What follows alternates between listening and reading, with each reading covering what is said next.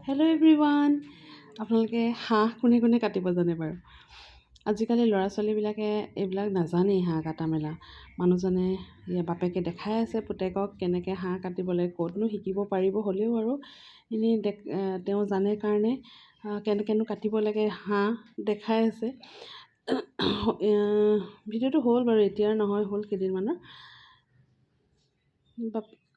আৰু কিবা কিবি কথা কৈ আছে, জমনি জমনি কথা কৈ ইহঁতক এনেকৈ দেখাই আছে।